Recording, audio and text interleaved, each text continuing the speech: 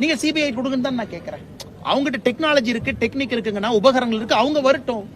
அங்கேயும் கொடுக்க மாட்டீங்க. ஈகோ இஷ்யூ நாங்களே பண்ணணுங்கிறீங்க. நீங்களும் செய்யலினா அடுத்து இன்னொரு கொலை விழும்பொழுது பொறுப்பு நீங்க ஏத்துக்கிறீங்களா? சோமலை கவுண்டம் பாளையத்துல, கொடுவாய் நகர்ல இதே போன்ற கண்டன கூட்டத்துல நாங்க பேசணும். சிபிஐ கொடுங்கன்னு அன்னைக்கு சொன்னோம். அன்னைக்கு உண்ணாவிரத போராட்டம் நாங்க அறிவிக்கல. அன்னைக்கு சிபிஐ கொடுப்பாங்கன்னு நம்பணும், பண்ணல. அது வந்து 11வது மாசம் நடந்துச்சுங்கன்னா 2024 நவம்பர் மாசம் 23ஆம் தேதி அந்த கொலை.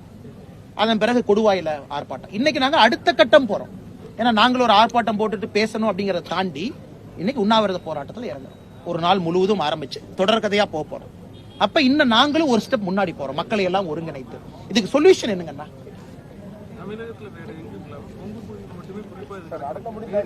அண்ணா குறிப்பா நம்ம பகுதிங்கன்னா இந்த தனியாக தோட்டங்காட்டுல இருக்கக்கூடிய பெரியவர்கள் கொஞ்சம் அதிகமாக இருக்கக்கூடிய பகுதி. நான் பார்த்த வரைக்கும், தமிழ்நாடு ஃபுல்லா பார்த்த வரைக்கும், இந்த மாதிரி ஒரு கில்லர் வர்றாங்க, தோட்டம் இருக்கணும், கொன்னா கூட பக்கத்துல கேட்க கூடாது, 1 கிலோமீட்டருக்கு இன்னொரு காடு இருக்கக்கூடாது.